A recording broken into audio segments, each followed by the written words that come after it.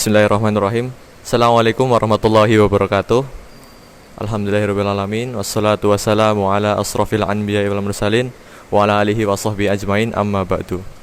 Oke teman-teman, mahasiswa baru yang insya Allah dirahmati oleh Allah Subhanahu wa Ta'ala dimanapun kalian berada ya. Oke, kembali lagi bersama kami di kajian mentoring pertama ya. Oke, kali ini kita akan membahas tema kajian yaitu 3 landasan dasar. 3 landasan dasar ya yang akan dibacakan oleh sampaikan oleh pemateri kita Ustadz Hendra Sapta Saputra Hafizahullah Ta'ala. Oke, sebelum lanjut ke kajiannya, biarkan saya selaku MC untuk membacakan teknis kajian ya. Oh ya teman-teman, ini kan live IG maksimal 1 jam ya. Jadi nanti kita materi sekitar 45 menit. Terus kita hentikan dulu live streamnya. Habis itu kalian bisa menyiapkan pertanyaan ya untuk dikirim ke WA grup masing-masing. Bisa kalian lihat juga di teknis kajian dan tata tertib itu. Oke, lanjut ya. Saya bacakan yang pertama. Kajian mentoring disiarkan setiap 2 minggu sekali pada hari Sabtu melalui live Instagram atau melalui Zoom ya teman-teman ya. Yang kedua, peserta yang berhalangan hadir harus meminta izin kepada tentor kelompok masing-masing dengan izin syar'i. Yang ketiga, batas pengumpulan resume peserta yang hadir dalam kajian adalah hari Sabtu pukul 23.59 ya. Berarti malam ini terakhir pengumpulan resume ya teman-teman ya. Oke, yang keempat, peserta yang berhalangan hadir wajib mengirim resume dengan batas pengumpulan resume yaitu hari Minggu pukul 23.59. Rekaman kajian akan tersedia pada hari Minggu pagi ya. Insya Allah besok hari Ahad kami share rekaman kajian ini ya. Jadi kalian yang berhalangan hadir bisa menonton kembali record kajian ini. Oh ya, nanti pengumpulan resume lewat PDF ya teman-teman ya formatnya. Terus yang kelima, bagi peserta yang terlambat mengumpulkan resume akan dikenakan pengurangan nilai. Yang keenam, peserta mentoring bersiap 10 menit sebelum kajian dimulai. Sebenarnya ini fleksibel ya. Terus berikut adab dan ketentuan yang perlu diperhatikan. Pertama, senantiasa meluruskan niat untuk meraih ridha Allah Ta'ala. Yang kedua, mengondisikan diri dalam kondisi yang terbaik sebagaimana ketika dalam suatu majelis ilmu. Yang ketiga, siapkan media tulis untuk mencatat faedah-faedah penting yang nantinya disampaikan oleh Ustadz. Oh ya, ini teman-teman pakai Word aja langsung nggak apa-apa ya, kalau misal kalian pakai laptop. Yang keempat, saat masuk sesi tanya jawab, pertanyaan dikirim melalui WhatsApp grup kelompok mentoring masing-masing ya, seperti yang saya jelaskan tadi. Yang kelima, bertanya sesuai dengan materi yang sedang dibahas. Yang keenam, peserta kajian dilarang merekam, merecord atau memfoto ya, men-screenshot selama kajian berlangsung. Yang ketujuh, peserta kajian diharapkan mengisi form absensi yang insya Allah akan kami share selama kajian berlangsung ya. Jadi nanti random kami kirim jam berapa gitu. Kemudian udah ya, paling segitu aja. Jazakumullahu khairan katsir. Oke, yang hari ini mungkin ada makrab bursa ya, atau lagi sakit atau ada uzur lain, bisa izin ke tentor masing-masing. Dan kalian bisa melihat record kajian di hari esok ya, hari Ahad pagi. Tetap wajib mengumpulkan resume ya teman-teman ya. Oke, mungkin kita langsung lanjut ke kajiannya ya, kepada Ustadz Hendra Sapta Saputra Hafizahullah Ta'ala. Tafadhol Ustadz.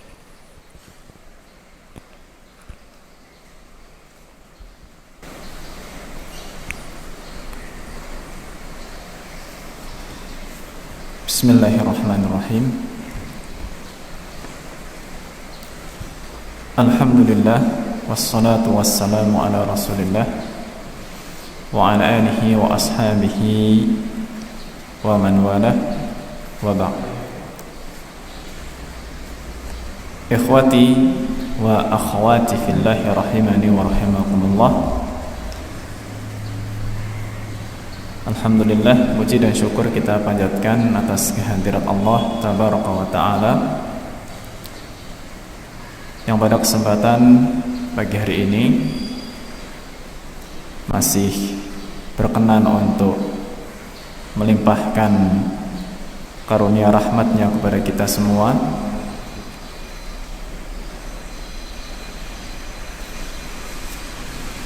Dan dengan rahmat Allah Subhanahu wa Ta'ala, kita di kesempatan ini bisa bersama, berjumpa sekalipun secara online untuk thalabul ilmi, menimba ilmu, mendalami agama kita tentunya bekal untuk mendekatkan diri kita kepada Allah Subhanahu wa taala, dengan harapan semakin dalam ilmu ini kita pelajari, semakin dekat kita kepada Allah, semakin baik kualitas ibadah kita. Dan tentu harapannya adalah kita menghadap Allah Subhanahu wa taala nantinya dalam keadaan yang husnul khatimah biiznillah taala.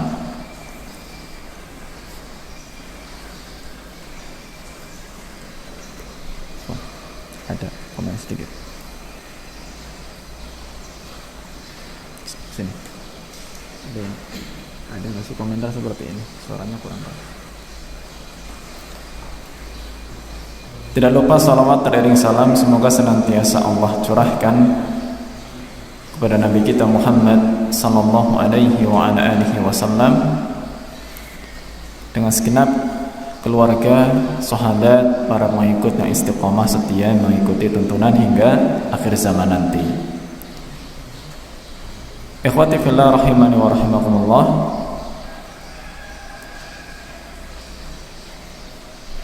Materi yang akan kita pelajari pada kesempatan ini, sebagaimana sudah disebutkan tadi, adalah tentang 3 landasan dasar. Yang maksudnya 3 landasan dasar kita dalam beragama, dalam beribadah, tentunya dalam mendekatkan diri kita kepada Allah Subhanahu wa ta'ala. 3 landasan ini sebetulnya diambil dari hadis tentang fitnah kubur. 3 landasan ini dari hadis tentang fitnah kubur. Hadis yang cukup panjang sebetulnya dan dikenal dengan hadis Al-Bara bin Azib. Istilahnya dikenal dengan hadis Al-Bara bin Azib karena sahabat yang meriwayatkan hadis ini adalah sahabat Al-Bara bin Azib radhiyallahu taala anhu. Hadis ini diriwayatkan oleh Imam Ahmad, Imam Abu Dawud, Imam An-Nasai dan yang selainnya dengan redaksi yang berbeda namun dengan satu makna yang kurang lebih sama. Dalam hadis ini diceritakan kondisi seseorang ketika dia baru dicabut nyawanya, kemudian nantinya di alam kubur dia akan ditanya oleh 2 sosok malaikat. Dan pertanyaan yang sangat masyhur sebetulnya, dia akan ditanya, pertama adalah man rabbuka, siapa Rabbmu, siapa Tuhanmu. Yang kedua akan ditanya ma dinuka, apa agamamu. Dan akan ditanya yang ketiga, man hadar ar-rajulul ladzi bu'itsa fikum, siapa sosok yang diutus kepada kalian.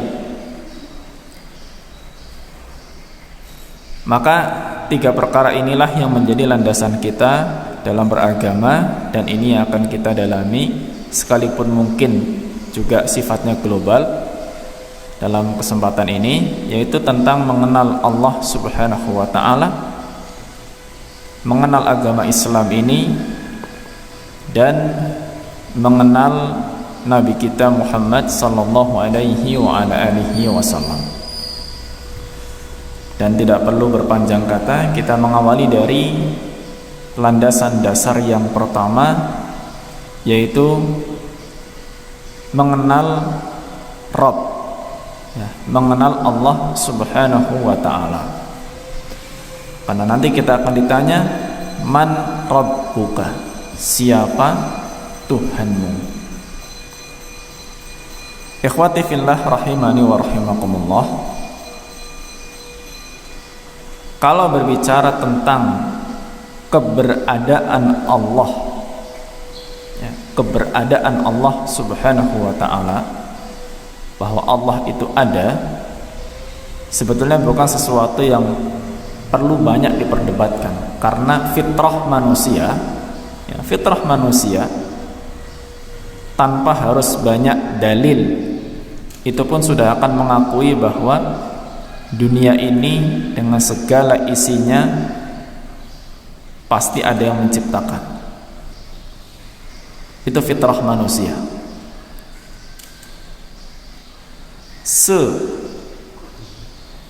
Ateisnya orang, dia tidak akan pernah sampai kepada sebuah keyakinan bahwa dunia ini tanpa pencipta. Namun sebetulnya yang ada di hati mereka itu adalah sebuah keraguan-raguan, meskipun lisannya menunjukkan seolah-olah mereka itu yakin, namun hatinya tidak akan pernah yakin bahwa Allah tidak ada. Atau sebutlah dengan bahasa mereka bahwa Tuhan itu tidak ada. Mereka hanya ragu sebetulnya, karena fitrah Allah jadikan bagi manusia mengakui sebetulnya segala sesuatu yang ada pasti ada yang menciptakan. Bahkan Fir'aun sekalipun, yang dia secara pengakuan lisannya bukan sekedar ateis, bahkan dia sampai mengaku bahwa dirinya itu Tuhan. Wa qala ana rabbukumul a'la. Dia mengatakan bahwa aku adalah Rabb, Tuhan kalian yang paling tinggi. Dia pun sebetulnya bahkan saat-saat detik kematiannya ketika tenggelam, dia sempat mengatakan amantu, saya beriman, annahu la ilaha illalladzi amanat bihi banu Israil. Saya beriman bahwasanya tidak ada ilah sesembahan yang berhak disembah kecuali Tuhan yang disembah oleh Bani Israel, yaitu Allah subhanahu wa ta'ala. Maka tentang keberadaan Allah sebetulnya manusia tidak ada yang mengingkari, hanya hati mereka sebagian ada yang ragu, sehingga lisannya seolah-olah meyakinkan bahwa mereka tidak percaya adanya Tuhan. Adapun tentunya Allah azza wa jalla menjadikan banyak sekali petunjuk bagi kita untuk mengenal Allah subhanahu wa ta'ala. Dan petunjuk utama bagi kita untuk mengenal Allah subhanahu wa ta'ala adalah dengan melihat tanda-tanda kekuasaan Allah yang berupa ciptaan-ciptaan Allah subhanahu wa ta'ala. Maka Allah di dalam Al-Quran senantiasa memerintahkan kita untuk melihat betapa agungnya ciptaan Allah subhanahu wa ta'ala. Jadi antaranya Allah azza wa jalla berfirman dalam surat Fussilat ayat yang ke-37, wa min ayatihi al-lailu wan-naharu wasyamsu wal-qamar la tasjudu lisyamsi wala lil-qamar wasjudu lillahi alladhi khalaqahunna in kuntum iyyahu ta'budun. Di antara tanda-tanda kekuasaan Allah, wa min ayatihi, di antara tanda-tanda kekuasaan Allah, al-lail wan nahar, ada malam ada siang, wasyamsu wal qamar, ada matahari ada bulan. Ini sesuatu yang kita hadapi setiap hari sebetulnya, malam siang, dan teratur malam dan siang itu. Tidak mungkin menjadi kacau kondisi malam dan siang. Demikian juga dengan bulan dan matahari. Matahari dan bulan yang setiap hari kita lihat. Itu tanda-tanda kekuasaan Allah yang kita diperintahkan untuk melihat. Maka Allah Subhanahu wa ta'ala perintahkan la tasjudu lisyamsi wala lilqamar.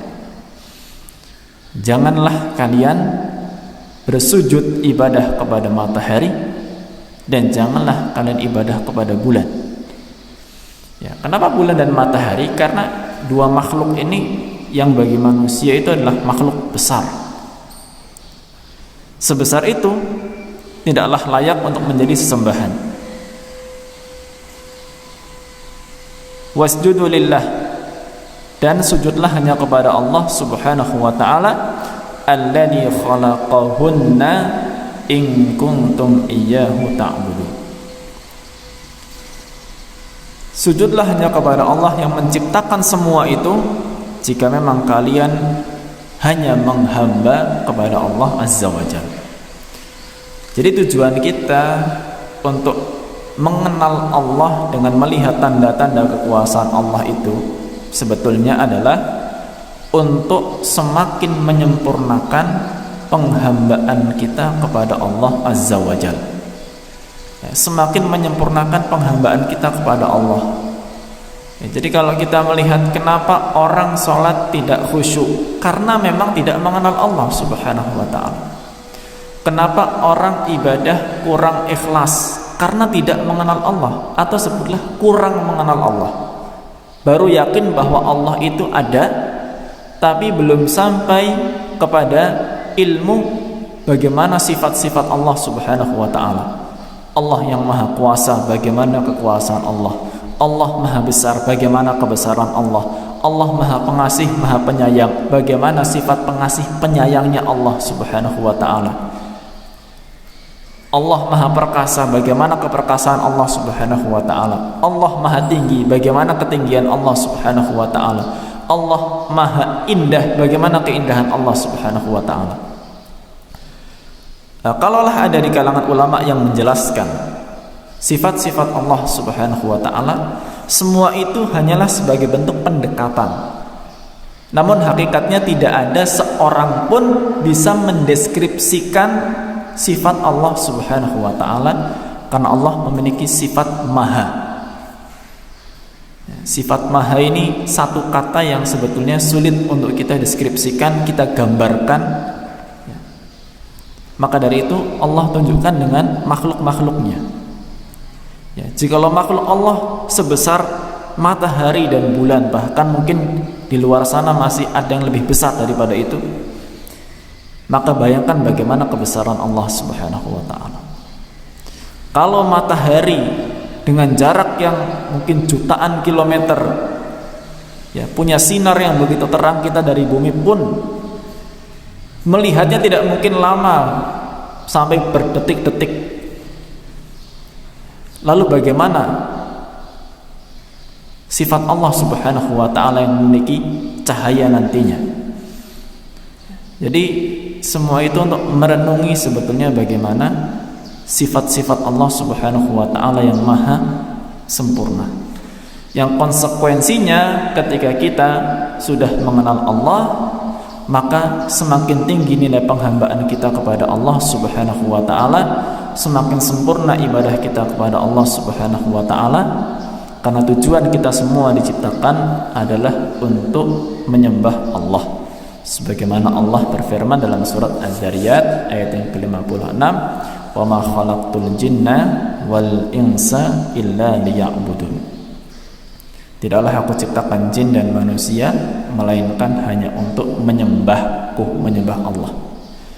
Ya, nantinya semua bentuk peribadahan yang kita lakukan, baik sholat, puasa, zakat, haji, ibadah yang lain, kita berdoa, kita meminta perlindungan, isti'adah, kita minta pertolongan, isti'anah, itu semuanya hanya kita minta dari Allah Subhanahu wa ta'ala. Hati kita, tawakal kita akan semakin menyatu hanya kepada Allah. Adapun orang yang belum mengenal begitu dekat dengan Allah Subhanahu wa ta'ala, maka biasanya hatinya ini masih akan banyak kebimbangan. masih bergantung dengan makhluk juga.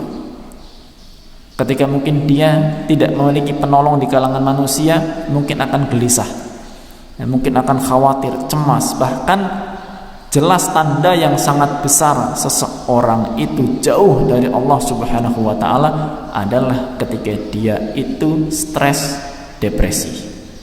Itu tanda besar bahwa dia belum mengenal Allah Subhanahu wa ta'ala. Punya masalah, stres, depresi. Itu sudah tanda-tanda besar dia tidak mengenal Allah Subhanahu wa ta'ala. Adapun yang mengenal Allah, maka hati akan selalu tenang, ya. Ala bidzikrillahi tatmainnul qulub. Ingatlah dengan berzikir kepada Allah, mengingat Allah, maka hati selalu tenang. Baik. Jadi kesimpulan dari poin yang pertama, landasan yang pertama, mengenal Allah, ya, bahwa tujuan kita mengenal Allah itu untuk semakin menyempurnakan kualitas penghambaan kita kepada Allah Subhanahu wa ta'ala. Yang kedua, apa sarana kita dalam mengenal Allah adalah dengan mentafakuri, mengamati ciptaan-ciptaan Allah Subhanahu wa ta'ala, sehingga kita bisa semakin mengenal bagaimana pencipta dari hal-hal yang sudah kita lihat di sekeliling kita. Baik, kita masuki landasan yang kedua, mengenal agama Islam, yang nantinya kita akan ditanya madinuka, apa agamamu. Agama kita Islam, namun kita tahu bahwa tidak semua yang ber-KTP Islam itu adalah muslim yang hakiki, yang sejati. Karena mungkin sebagian itu hanya mengenal Islam dari lahiriahnya saja, ya, hanya mengenal Islam sebatas sholat, ya, mengenal Islam sebatas puasa Ramadan, atau ibadah-ibadah yang nampak saja, namun tidak mengerti makna Islam yang dalam itu apa. Islam sendiri kalau dalam bahasa Arab itu dari kata aslama yuslimu islaman, ya, aslama yuslimu islaman, yang kalau kita ungkapkan sederhana, Islam dari kata aslama yuslimu islaman itu sebetulnya punya makna berserah diri. Itulah Islam sebetulnya, berserah diri. Jadi kita pasrah nantinya, apa yang Allah perintahkan ya kita terima untuk kita kerjakan, apa yang Allah larang kita pasrah, kita serahkan diri kita terima itu untuk nanti kita tinggalkan. Itu Islam sebetulnya. Maka Islam sebagian ulama mendefinisikan adalah al-istislamu lillahi bit-tauhid wal-inqiyadu lahu bit-ta'ah wal khulus wal bara'atu minasyirki wa ahli. Oh, Islam itu adalah al-istislamu lillahi bitauhid. Jadi berserah diri kepada Allah Subhanahu wa taala dengan mentauhidkan Allah, mengesahkan Allah. Wal inqiyadu lahu bitta'ah, dan inqiyad, jadi patuh tunduk kepada Allah, bitta'ah, ya, dengan ketaatan untuk menjalankan semua perintah dan menjauhi larangan. Wal khulus wal bara'ah, jadi tidak cukup hanya sekedar mentauhidkan Allah kemudian taat, ya. Jadi selain mentauhidkan Allah itu unsur yang pertama atau faktor yang pertama, yang kedua adalah taat kepada Allah, ya. Yang ketiga wal khulus wal bara'atu minasyirki wa ahli, harus melepaskan diri dari perbuatan-perbuatan kemusyrikan dan para pelakunya. Nah, inilah sebetulnya hakikat Islam. Sehingga kita perlu paham bahwa agama yang dibawa oleh nabi-nabi terdahulu sampai sekarang itu semuanya Islam, ya. Jadi tidak ada istilah agama langit itu ada 3 gitu misalkan, tidak ada. Agama langit cuma satu, Islam.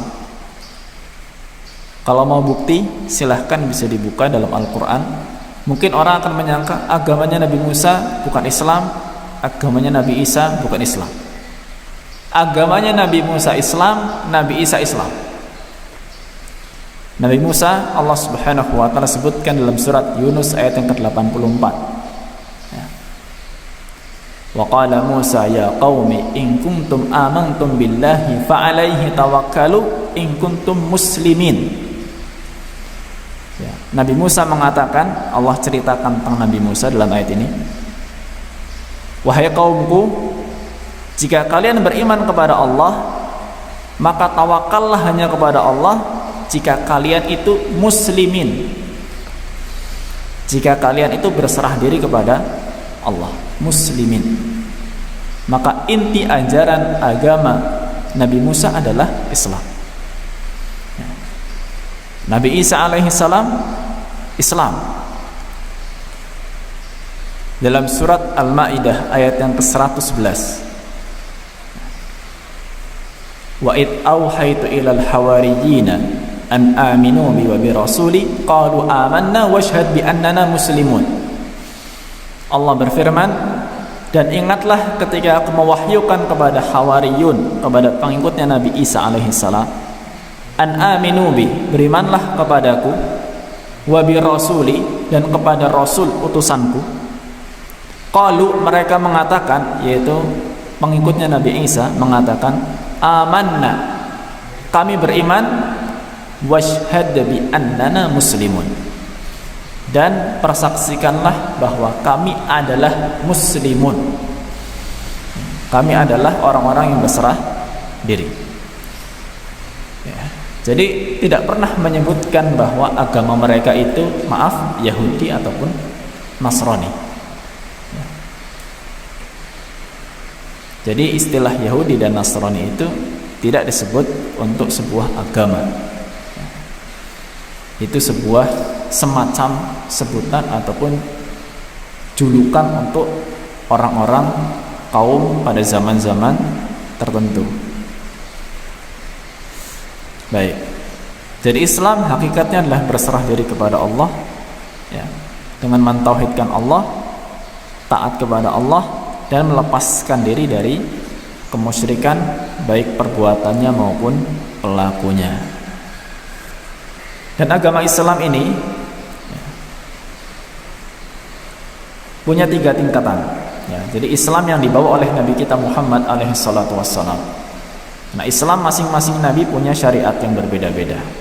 Ya. Islam yang dibawa oleh Nabi kita Muhammad alaihissalatu wassalam itu memiliki 3 tingkatan.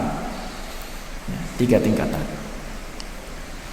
Sebagaimana disebutkan dalam hadis Jibril yang cukup panjang dan mungkin kita ringkaskan intisarinya saja.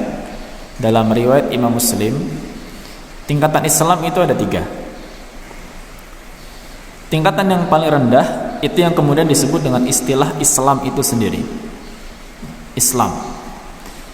Istilah Islam ini yang di dalamnya ada rukun Islam yang 5. Ya. Rukun Islam yang 5, syahadat, salat, zakat, puasa, haji. Ya, syahadat, salat, zakat, puasa, haji. Maka tingkatan Islam ini disebut oleh para ulama, ini tingkatan yang baru menunjukkan amalan lahir saja.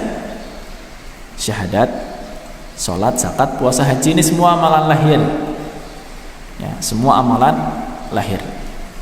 Syahadat dengan lisan, salat dengan badan, puasa juga dengan badan, zakat dengan harta, haji dengan harta dan badan.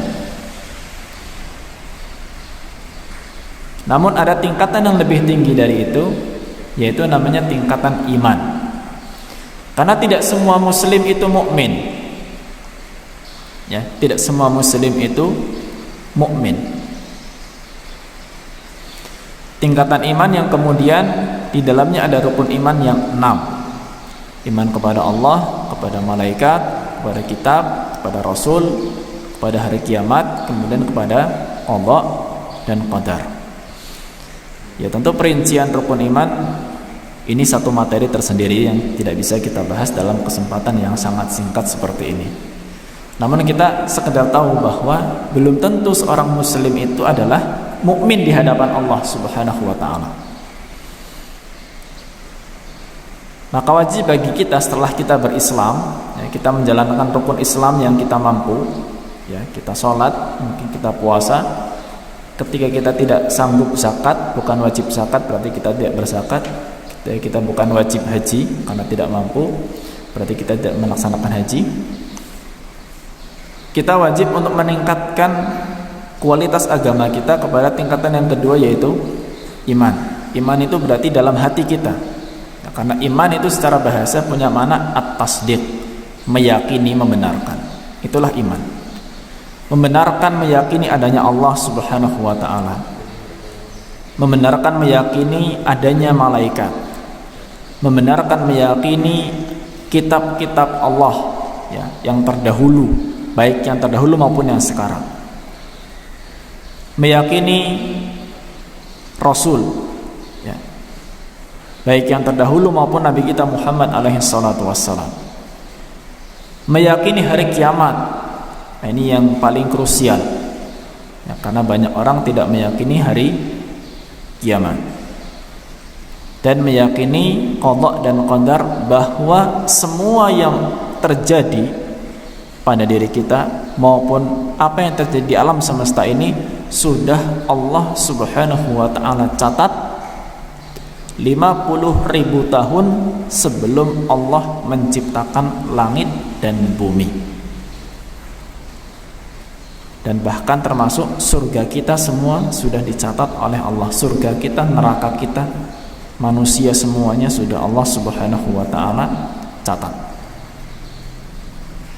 Itu ada dalam hadis riwayat Bukhari dan Muslim, ya.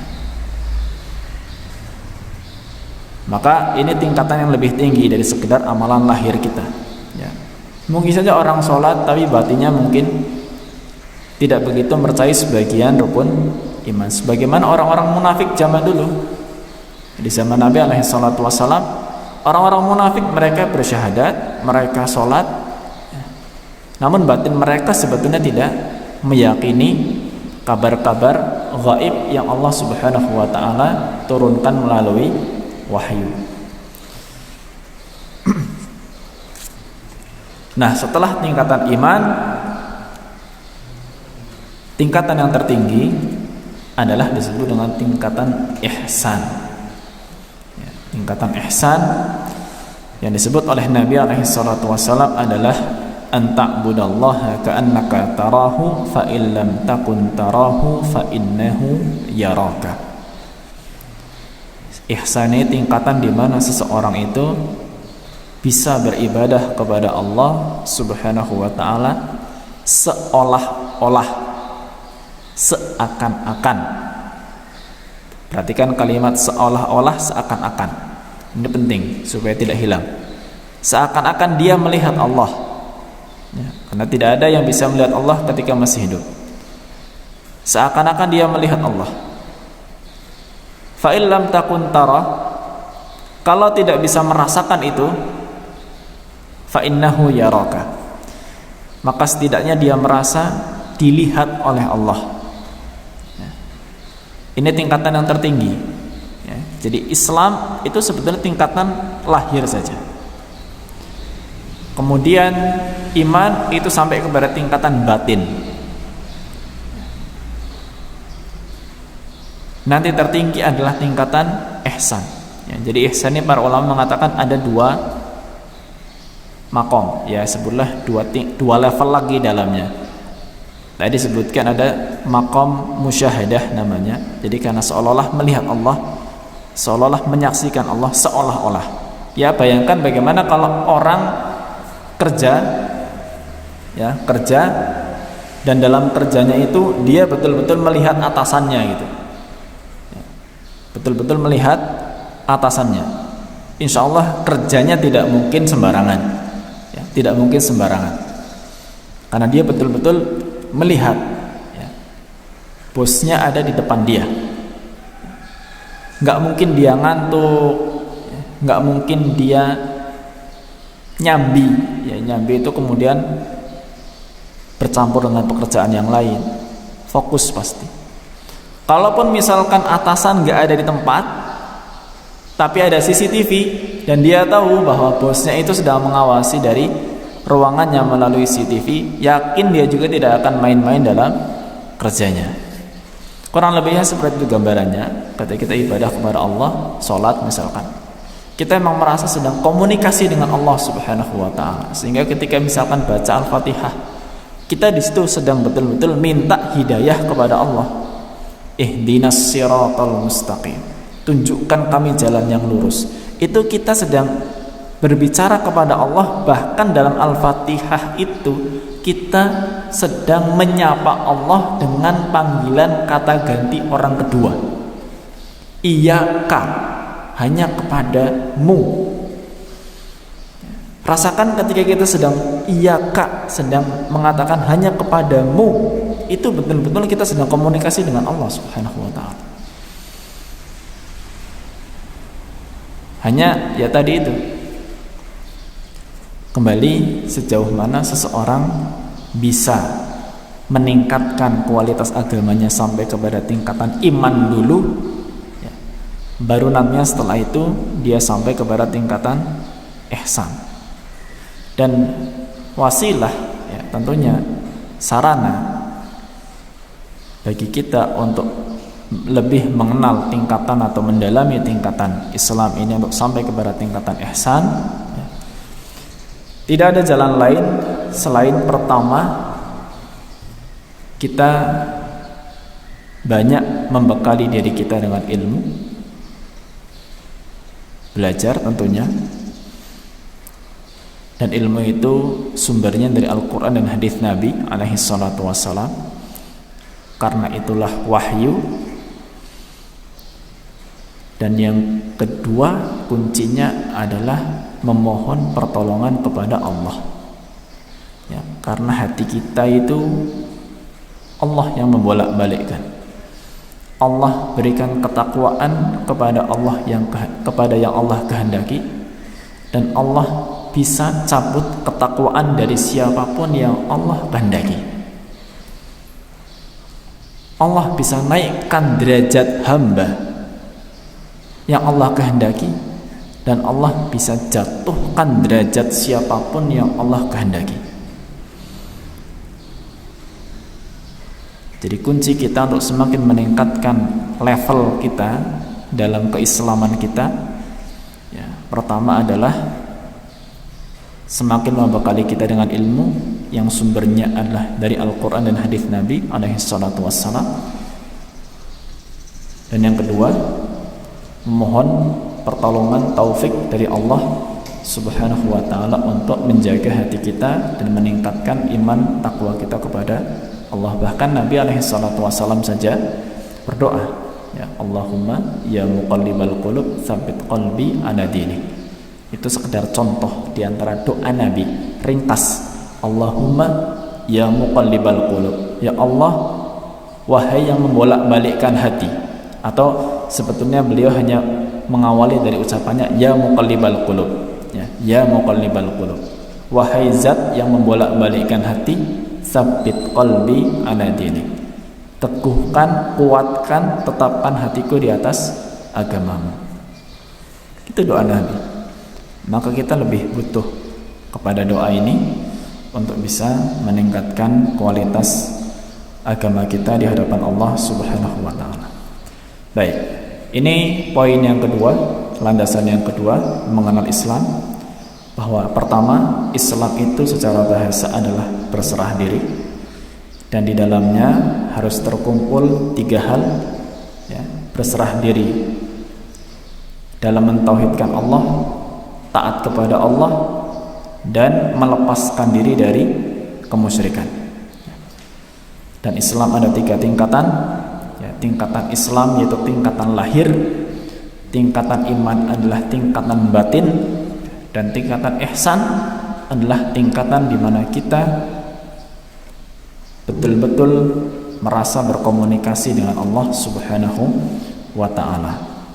Dan sarananya untuk mencapai tingkatan yang tertinggi sudah disebutkan ada dua, yaitu membekali diri kita dengan ilmu dari Al-Quran dan Sunnah, hadis Nabi SAW, dan yang kedua kita membutuhkan pertolongan Allah dengan memperbanyak doa kita kepada Allah Azza wa Jalla. Baik, kita masuk poin atau landasan yang ketiga, mengenal Nabi alaihi salatu wassalam. Atau sebelum mengenal Nabi, sedikit agak terlupakan. Apa tujuan kita mengenal agama Islam? Ya, sebetulnya sesuai dengan perintah Allah Azza wa Jalla dalam surat Al-Baqarah ayat yang ke-208, ya ayyuhalladzina amanu dukhulu fis silmi kafah. Jadi supaya kita masuk ke dalam agama Islam ini secara total, ya, bukan setengah-setengah. Allah perintahkan, wahai orang-orang yang beriman, masuklah Islam dengan kafah, dengan sempurna, totalitas. Jadi kita terima semuanya, terima semua aturan Allah Subhanahu wa ta'ala. Jangan kita meyakini sebagian tapi kita nggak meyakini sebagian yang lain. Apapun yang Allah turunkan mulai dari A sampai Z, semuanya adalah yang terbaik di sisi Allah. Tidak ada yang lebih baik daripada aturan-aturan Allah. Sekalipun yang membuat aturan itu adalah sekumpulan manusia dan jin yang ada di muka bumi ini, ya, tidak akan ada yang sanggup untuk menandingi aturan syariat yang sudah Allah Subhanahu wa ta'ala turunkan. Baik, tentang mengenal Nabi alaihi salatu wassalam. Apa tujuan kita mengenal Nabi? Tujuan kita mengenal Nabi alaihi salatu wassalam adalah untuk menyempurnakan ittiba. Ittiba maknanya adalah menyempurnakan diri kita dalam mengikuti ajaran Nabi alaihi salatu wassalam. Menyempurnakan diri kita dalam meneladani Nabi alaihi salatu wassalam. Karena timbangan amalan lahir kita, timbangan amalan lahir kita adalah sejauh mana amalan kita itu sesuai dengan apa yang dicontohkan oleh Nabi alaihi salatu wassalam. Itulah timbangan yang akan diperhitungkan di hadapan Allah. Kualitas ibadah kita itu bukan hanya sekedar banyak, ya, tapi kualitas ibadah kita tentu pertama adalah sejauh mana kita ikhlas, dan yang kedua sejauh mana amalan kita itu sesuai dengan yang diajarkan oleh Nabi alaihi salatu wassalam. Ya, karena Nabi sallallahu alaihi wasallam sudah menegaskan dalam hadis riwayat Muslim, man amila amalan laisa alaihi amruna fahuwa raddun. Barang siapa yang mengerjakan amalan namun tidak ada tuntunan dan perintahnya dari kami, maka amalan itu akan tertolak. Baik, tentang mengenal Nabi alaihi salatu wassalam, ada beberapa poin yang harus kita tahu tentang mengenal Nabi. Pertama, Nabi kita Muhammad alaihi salatu wassalam tentunya adalah seorang utusan Allah, ya, seorang utusan Allah. Itu sudah termaktub dalam syahadat kita, ya, wa anna Muhammadan Rasulullah. Maka tentunya ketika kita meyakini bahwa dan mengetahui bahwa sosok Muhammad alaihi salatu wassalam adalah utusan Allah, maka menjadi kewajiban atas kita untuk mengikuti semua tuntunan, perintah dan larangan yang keluar dari lisan beliau maupun yang dicontohkan melalui amal perbuatan beliau sallallahu alaihi wasallam. Itu konsekuensi kita setelah kita mengenal sosok Muhammad alaihi salatu wassalam sebagai seorang utusan Allah. Karena kita tahu dia adalah utusan Allah, maka wajib bagi kita untuk qabul, terima semua yang beliau perintah, semua yang beliau larang, dan semua yang beliau contohkan. Kemudian yang kedua, tentang Nabi kita Muhammad alaihi salatu wassalam, bahwa selain beliau seorang utusan Allah, kita harus tahu bahwa beliau itu manusia biasa. Ya, beliau manusia biasa. Beliau meninggal sebagaimanapun manusia umumnya meninggal. Usia beliau meninggal pun di usia 63, sebagaimana manusia umumnya pada zaman ini meninggal di usia segitu. Maka beliau mengatakan, a'maru ummati ma baina sittina wa sab'in. Umur umatku itu paling sekitar 60 sampai 70 tahun per orangnya. Wa qalilun man yujawizu dzalik. Ya. Dan sedikit yang bisa melalui usia-usia itu, yang sampai 80, 90, 100. Ada, tapi tidak banyak. Bahkan beliau pun meninggal di usia 63. Kenormalan beliau sebagai manusia. Beliau sakit sebagaimanapun manusia sakit. Ya. Beliau sedih bagaimanapun orang-orang juga sedih. Ya. Maka ada hal-hal yang kita harus pahami bahwa beliau manusia biasa. Apa konsekuensinya? Kalau kita sudah mengetahui, mengenal bahwa sosok Muhammad alaihi salatu wasallam adalah manusia biasa, konsekuensinya kita tidak boleh bersikap melampaui batas atau disebut dengan istilah ghulu. Ya. Ghulu berarti berlebihan, ya, dalam berkeyakinan terhadap Nabi alaihi salatu wassalam. Sehingga Nabi alaihi salatu wassalam berpesan kepada kita semua, la tutruni kama atratin nasara ibna Maryam. Janganlah kalian itu menyanjung aku seperti sanjungan orang-orang Nasrani kepada Isa bin Maryam. Ya, beliau hanya mengatakan innama ana abdullahi wa rasuluh. Aku itu hanya seorang hamba Allah, namun aku juga utusan Allah. Ya, dalam menyanjung beliau jangan sampai berlebihan. Dalam berkeyakinan terhadap beliau jangan sampai berlebihan. Nah, poin yang ketiga terakhir dari landasan yang ketiga ini dalam mengenal Nabi alaihi salatu wassalam, bahwa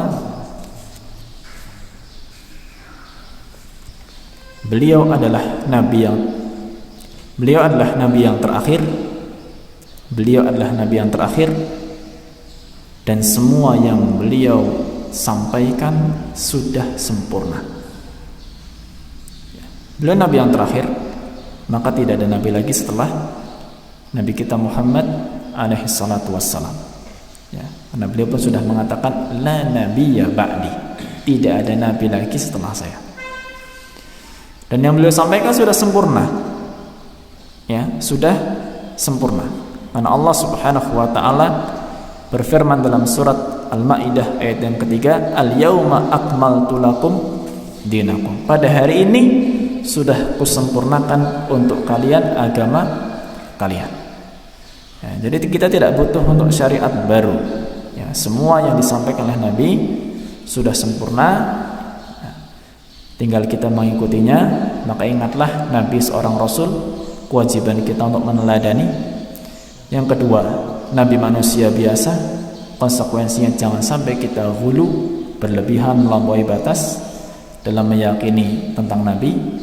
Dan yang ketiga, Nabi Muhammad adalah Nabi yang terakhir dan semuanya sudah sempurna, sehingga kita tidak membutuhkan hal-hal baru untuk melengkapi ajaran Nabi sallallahu alaihi wasallam. Inilah kiranya yang bisa kita bahas pada kesempatan ini. Semoga tiga landasan ini bisa menjadi pijakan awal bagi kita semua untuk betul-betul menghamba diri kita kepada Allah Subhanahu wa ta'ala, dan semoga teriring doa Allah menolong kita, membantu kita dalam upaya kita untuk mendekatkan diri kita kepada Allah Tabaraka wa ta'ala. Kurang lebihnya mohon maaf. Wassallallahu ala nabiyyina Muhammad wa ala alihi wa sahbihi wa baraka wa sallam, wa akhiru da'wana alhamdulillahi rabbil alamin. Alhamdulillah ya. Demikianlah kajian pada hari ini. Oke, sebelum masuk ke sesi tanya jawab ya, Sedikit lagi saya jelaskan teknisnya. Jadi setelah ini kami akan hentikan live stream selama 5 menit ya. Dan teman-teman bisa mengirimkan pertanyaan kalian lewat WhatsApp grup masing-masing. Kemudian nanti kami akan pilih beberapa pertanyaan, lalu kita mulai streaming lagi dan kemudian kita memulai sesi tanya jawab. Oke, silahkan teman-teman bisa kirimkan pertanyaan ke grup masing-masing ya.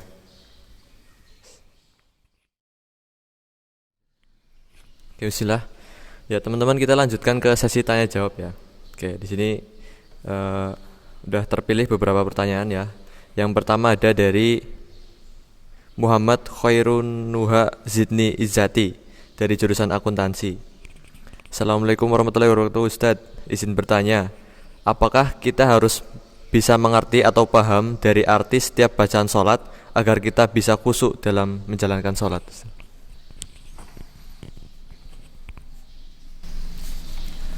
Baik, bismillah. Waalaikumsalam warahmatullahi wabarakatuh. Apakah kita harus mengerti arti bacaan ya dalam sholat supaya bisa khusyuk? Kita pikir saja dulu ya, apakah bisa ya orang itu merasa berkomunikasi dengan Allah kalau dia tidak paham apa yang dia ucapkan? Sederhana sebetulnya. Kalau kita lagi ngomong ya, kita sedang ngomong dengan orang, kita nyerocos mengucapkan kalimat-kalimat yang kita tidak paham. Apa kita konsentrasi? Ya. Kalau misalkan ya ada orang ngeracau ya, setelah ngeracau ditanya, antum tadi paham nggak ngomong apa? Nggak paham. Berarti orang yang diajak bicara pun akan berkesimpulan berarti ketika bicara dia tidak konsentrasi atau mungkin sedang mengalihkan perhatian. Maka kurang lebihnya sholat pun demikian. Jadi kekhusyuan salah satu kuncinya memang kita paham apa yang kita baca. Misalkan Al-Fatihah, kita paham mulai dari membaca Bismillahirrahmanirrahim sampai waladhdallin, sehingga dalam sholat kita itu yang kita pikirkan adalah makna daripada apa yang kita ucapkan. Kalau maknanya adalah suatu bentuk kabar, maka kita terima. Kalau maknanya bentuknya perintah, maka kita semakin berusaha untuk mengamalkan. Kalau maknanya kita sedang meminta, maka kita pun merasa sedang butuh. Ketika Allah kabarkan, misalkan kita baca suratan setelah Al-Fatihah, ketika kabar tentang surga kita merasa gembira. Ketika kabarnya tentang neraka kita merasa takut. Ya, seperti itu. Itu kunci, salah satu kunci utama dalam kekhusyuan. Ya, karena kalau tidak, ada kekhusyuan palsu. Ya, ada kekhusyuan palsu. Contohnya, kekhusyuan karena mendengarkan nada suara imam yang begitu indah. Mungkin khusyuk, tapi itu khusyuk yang palsu. Sehingga apa? Mungkin karena nadanya nada sedih, tapi ayat-ayat yang dibaca adalah ayat-ayat tentang surga. Lagi bicara tentang surga, cuma nadanya sedih sehingga makmumnya nangis. Kenapa nangis? Ketika ditanya, karena suaranya begitu mendayu-dayu menyedihkan. Berarti bukan khusyuk itu sebetulnya, tapi hanya sekedar terbawa suasana daripada irama. Ya, itu sebetulnya perkara yang sederhana. Memang tidak bisa orang itu akan mencapai kekhusyuan yang sempurna ketika dia tidak paham apa yang dia ucapkan. Ya, sekarang kalau kita pikiran kita kemana, lisan kita kemana, maka kita nggak dikatakan orang yang konsentrasi, berarti tidak khusyuk. Itu kalau dalam komunikasi keseharian seperti itu. Bagaimana dengan sholat pun sama ya, mau tidak mau harus seperti itu. Allahu a'lam bishawab. Oke, lanjut pertanyaan kedua ya. Ini tadi dari ikhwan, sekarang dari akhwat nih. Dari Sela Nafsi ISP reguler ya. Saya izin bertanya, apa tanggapan Ustadz mengenai seseorang yang tahu bahwa perbuatan yang dilakukannya itu salah, tidak sesuai dengan ajaran Rasulullah, namun ia tetap melakukan perbuatan salah tersebut. Terima kasih. Ya. Orang yang sudah tahu itu salah tapi masih dikerjakan. Sebetulnya begini, kalau ini ana pribadi kalau ditanya menurut pandangan Ustadz, ini biasanya kalau pertanyaan seperti ini ana tidak menjawab, tapi ana luruskan dulu pertanyaannya. Jadi kita tidak berbicara menurut pribadi, ya, karena agama ini tidak bisa kita berikan, kita sampaikan hanya dari pandangan pribadi.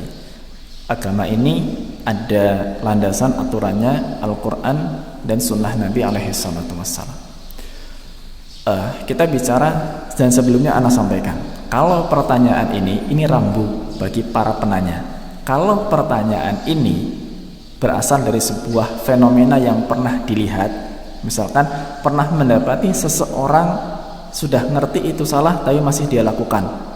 Tolong, kalau memang pertanyaan ini muncul dari sebuah pengalaman, jangan dipahami bahwa jawaban ini adalah untuk memvonis orang yang sedang dibayangkan oleh penanya. Ini suka terjadi salah arah akhirnya. Pertanyaannya kan sifatnya umum. Bagaimana kalau ada orang ya sudah tahu itu salah tapi dia masih melakukan kesalahan tersebut? Jawaban umum. Jangan jatuhkan vonis kepada orang yang kita lihat. Tentang orang yang sudah mengerti bahwa suatu perbuatan itu dosa atau mungkin salah tapi masih dia lakukan, itu setidaknya kemungkinannya ada dua. Ya, kemungkinannya ada dua. Kemungkinan pertama, sombong. Kemungkinan kedua, syahwat. Dua sebab dosa ini sebetulnya. Sombong itu dosanya iblis, syahwat, maaf, itu kesalahan yang dilakukan oleh Nabi Adam alaihissalam. Ini dua sumber dosa utama. Ya. Dia tahu itu salah, tapi dia menyombongkan diri. Ya. Pada akhirnya dia melakukan itu. Atau karena syahwat. Ya. Sebenarnya dia nggak ingin, tapi syahwatnya itu senantiasa menang. Ya. Maka sebetulnya kedua-duanya itu ya sama-sama dosa ya. Dua sebab itu. Hanya memang untuk yang tingkatannya karena sombong tadi, ini lebih besar dosanya, bahkan seseorang bisa sampai kepada tingkat kemunafikan ya, karena dia sudah tahu itu salah namun dia menyombongkan dirinya ya, merasa dirinya itu lebih tinggi, merasa dirinya itu lebih mulia, atau mungkin merasa lebih benar ya. Akhirnya dia melanggar itu, maka ini bisa jatuh kepada kemunafikan. Adapun kalau karena syahwat ya, ini memang sebuah dosa besar, namun kita tidak bisa sampai mengatakan kalau itu sampai kepada tingkatan munafik. Nah, ini secara teori. Anda perlu sampaikan secara praktek. Kalau kita mendapati teman kita, saudara kita, tetangga kita, siapapun sudah mengerti bahwa suatu perbuatan itu salah, kemudian dia masih melakukan kesalahan tersebut, maka kunci kita untuk menyikapinya adalah ungkapan dari sebagian ulama terdahulu, idza ra'aita min akhika syai'an tunkiruhu faltamis lahu udran ila sab'ina udran. Kalau engkau melihat saudaramu, temanmu melakukan sesuatu yang mungkar, maka carilah untuk dia 1-70 uzur. Ya, 1-70 uzur. Ketika mungkin dia jahil nggak tahu, 1 uzur. Kalau kita tahu ini orang ini tahu kok, mungkin dia nggak sengaja, mungkin dia terpaksa, mungkin cari sampai 70. Fa illam tajid, kalau ternyata kita nggak bisa seperti itu, faqul la'alla lahu udran la a'rifuhu. Mungkin dia punya alasan, katakan ya, mungkin dia punya alasan yang saya tidak tahu.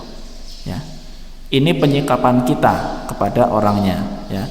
Tanpa mengurangi rasa semangat kita untuk terus amar ma'ruf nahi mungkar. Kita di satu sisi memberikan uzur kepadanya, tapi di sisi lain kita punya kewajiban untuk mengingatkan. Ya, seperti itu, bukan memvonis. Adapun vonis itu sifatnya teori dan tidak semua orang itu berhak untuk memvonis, karena vonis itu ilmu tersendiri yang punya rambu-rambu, kaidah dan aturannya. Allah taala a'lam bissawab. Oke. Pertanyaan selanjutnya ya. Dari Muhammad Raihan Sya'ban. Assalamualaikum warahmatullahi wabarakatuh. Izin bertanya, yang dimaksud jangan berlebihan dalam mengagung-agungkan Nabi Muhammad SAW itu bagaimana? Juga contohnya. Syukron. Wassalamualaikum warahmatullahi wabarakatuh. Waalaikumsalam warahmatullahi wabarakatuh. Maksudnya bagaimana jangan berlebih-lebihan dalam mengagungkan Nabi dan bagaimana contohnya? Jangan berlebihan dalam mengagungkan Nabi, ya. Maknanya kita tidak sampai mendudukkan Nabi Sallallahu Alaihi Wasallam di atas kedudukan yang semestinya sebagai seorang manusia. Ya. Misalkan saat ini Nabi Sallallahu Alaihi Wasallam sudah meninggal dunia. Ya, sudah meninggal dunia. Beliau meninggal dunia sebagaimana manusia meninggal dunia. Saat ini kalau implementasi kita ketika beliau sudah meninggal dunia, ya, kita nggak bisa saat ini untuk minta kepada beliau, ya, datang, atau mungkin saat ini kita nggak datang, ya, kita minta kepada beliau, ya Nabi, tolong sampaikan doa saya kepada Allah Subhanahu Wa Taala. Nggak bisa, ya, karena beliau sudah meninggal dunia. Ini implementasi kita ketika beliau sudah meninggal dunia, bahwa supaya kita nggak berlebihan, jangan minta kepada Nabi. Ini bentuk berlebihan kita dalam meyakini kedudukan Nabi Shallallahu Alaihi Wasallam. Adapun dulu, ya dulu, ketika sahabat masih hidup, ya, maka Nabi Alaihi Wasallam itu seringkali memberikan peringatan. Ya, contohlah, ketika beliau mengingatkan tentang panggilan Sayyid. Panggilan Sayyid itu pada dasarnya boleh-boleh saja, cuma beliau memperingatkan, ya, sekalipun qulu biqaulikum, ya, silahkan kalian mengucapkan ungkapan-ungkapan kalian, manggil Sayyid nggak ada masalah, tapi ingat as-Sayyid wallah, tapi ingat bahwa Sayyid itu maknanya adalah pemimpin yang paling utama adalah Allah Subhanahu Wa Taala. Jadi maksudnya nggak ada kemudian Nabi punya kemampuan untuk bisa mengatur alam semesta, nggak ada beliau mengetahui ilmu gaib kecuali memang Allah Subhanahu Wa Taala turunkan wahyu, ya, seperti itu. Jadi banyak hal-hal yang berlebihan, ya, contohnya misalkan mengatakan bahwa roh Nabi Alaihi Wasallam kalau dipanggil itu hadir. Ya, sekarang kalau misalkan kita di sini meyakini Nabi Alaihissalam hadir, nanti tempat lain juga meyakini Nabi Alaihissalam hadir di waktu yang sama. Di seluruh dunia ini ada mungkin 100 tempat sedang meyakini Nabi Alaihissalam hadir. Roh Nabi ada berapa? Itu kan secara nalar saja kita sudah pahami sesuatu yang tidak mungkin terjadi seperti itu, ya. Nah, ini contoh-contoh yang berlebihan seperti itu dalam meyakini Nabi Sallallahu Alaihi Wasallam. Ya, jadi maksudnya melampaui batas berlebihan itu mendudukkan beliau di atas statusnya sebagai manusia biasa. Ya, adapun status beliau sebagai Rasul itu hanya untuk kita mentaati beliau dan meneladani saja. Ya, bukan untuk meyakini hal-hal yang melampaui batas tadi. Allah Taala a'lam bissawab. Oke, jazakallahu khairan katsir jawabannya Ustaz. Mungkin ini masih ada sedikit waktu ya, bisa tambahan satu pertanyaan lagi Ustaz. Ada dari Nisa Ar-Rahmah dari ISP. Izin bertanya, pernah viral di TikTok tentang pertanyaan, apakah agama selain Islam bisa masuk surga? Bagaimana pendapat Ustaz Hendra? Tafadhol Ustaz. Pertanyaan seringnya bagaimana menurut pendapat Ustadz, ya. Ya, bukan pendapat saya, ya, bukan pendapat saya, tapi sebatas ilmu yang sampai kepada saya, karena saya nggak punya hak untuk berpendapat dalam agama. Kalau seorang mujtahid saja tidak punya hak untuk mengeluarkan pendapat sendiri, ya, apalagi yang bukan seorang mujtahid. Tapi dimaklumi karena itu sekedar pertanyaan tentang agama selain Islam masuk surga. Ya. Baik. Nabi alaihi salatu wassalam itu bersabda, la tadkhulul jannata hatta tu'minu. Ya, kalian itu tidak akan masuk surga sampai kalian itu beriman. Ya. Maka mau tidak mau itu syarat mutlak. Ya. Sebelum mencapai tingkatan iman, mau tidak mau terlebih dahulu dia akan memasuki tingkatan yang Islam tadi. Bahkan Allah Subhanahu wa taala sudah mengingatkan, wala tamutunna illa wa antum muslimun.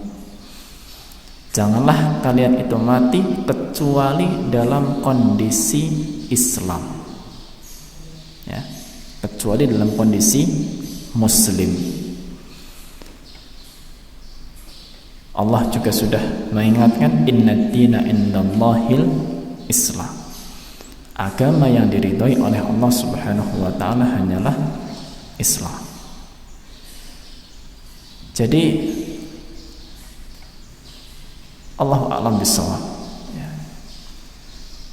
Apa alasan kita? Kalau kita, ya ini lain urusan kalau kemudian orang mau lebih mengandalkan akalnya ya.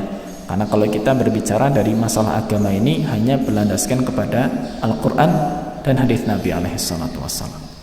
Kalau ada orang kok mendebat, berargumentasi dengan akalnya, maka selamanya kita tidak akan bisa berkompromi. Karena ibarat rel kereta api, ya, itu nggak akan pernah ketemu, ya. Selamanya akan berpisah seperti itu. Kita mau satukan kayak apa nggak bisa, karena satu bicaranya dengan Quran hadis, satu bicaranya dengan akalnya sendiri. Ini nggak akan pernah ketemu. Maka kalau kita bicara Quran hadis ya seperti tadilah, ya, bahwa yang masuk surga syaratnya memang muslim. Ya. Jangankan ya orang-orang pada hari ini mungkin yang mengatakan non muslim masuk surga. Abu Thalib saja, Abu Thalib itu kurang apa dia itu meyakini kebenaran ajaran Nabi alaihi salatu wasallam. Bahkan sampai detik meninggalnya pun dia meyakini bahwa sebaik-baik agama itu ajaran keponakannya. Ya, khairul bariyati dinan, kata dia. Itu sudah sebaik-baik agama manusia yang ada di muka bumi. Tapi karena tidak mau mengucapkan syahadat, ya, maka toh pada akhirnya dinyatakan meninggal di atas agama nenek moyangnya. Dan Nabi alaihi salatu wasallam hanya bisa memohonkan keringanan hukuman saja, ya. Tapi hukuman nerakanya tetap diterima. Ya, seperti itu kurang lebih yang bisa dijawab. Allah Ta'ala a'lam bishawab. Oke, jazakallahu khairan katsir kepada Ustadz Hendra yang telah menjawab semua pertanyaan dan menyampaikan materi yang sangat penting pada hari ini ya, berupa 3 landasan dasar, yaitu mengenal Allah, mengenal agama Islam, dan mengenal Rasulullah SAW. Mungkin demikian ya serangkaian kegiatan mentoring pada hari ini. Tetap semangat teman-teman, jangan lupa resumenya dikumpulkan ya maksimal hari ini, dan juga formatnya PDF dikirim ke grup WA masing-masing. Mungkin sekian dari saya selaku MC, pamit undur diri. Apabila banyak tutur kata atau kesalahan mohon dimaafkan. Sekian, wabillahi taufiq wal hidayah. Assalamualaikum warahmatullahi wabarakatuh.